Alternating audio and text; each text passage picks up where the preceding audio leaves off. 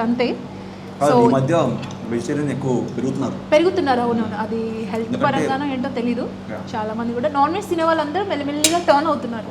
But non veg కూడా తినాలి, నేను చెప్తున్నా యాజ్ ఎ వెజిటేరియన్. ఎందుకంటే మళ్ళీ అలవాటు అంటే చేసుకోవాలి. అంటే ఫర్ ఎగ్జాంపుల్ అంటే ఇప్పుడు నేను స్వయంభూ సినిమా కోసం I have to build a body.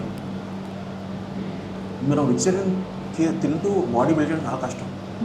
నాకు ప్రోటీన్ షీట్లు అవన్నీ తాగాలి మరి. కానీ నిజంగా if you can have like chicken and you know chicken legs అవి తింటే చాలా you can easily build a body. So vegetarian people పాపం అప్పుడప్పుడు so I had to eat. Okay, I think ఆ ప్రోటీన్ కంటెంట్ కానీ అవి రావాలంటే తప్పకుండా ఉండాల్సిందే. Exactly, you're right. Especially actors want build body can't.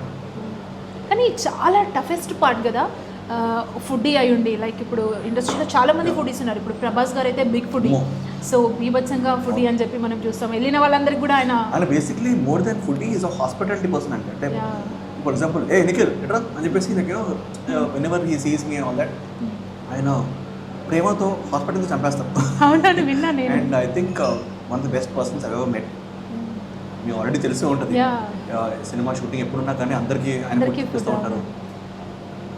Is got one nice cook లాంటి, అంటే కుక్ కాదండి బట్ ఆయన ఒరిజినల్గా చేయిస్తారు. అంటే లైక్ చేయిస్తారా? వాళ్ళ ఫ్యామిలీ తోటి ప్రభాస్ అన్న అండ్ బయటకి వెళ్ళినప్పుడు కూడా కుక్ని తీసుకొని వస్తారు అక్కడికి. అక్కడ ఇండియన్ ఫుడ్ వండిపించి అందరికి పెడతారని కూడా విన్నాను. యూ కెన్ సీ మన దీపికా పడుకున్న దీపిక. So impress.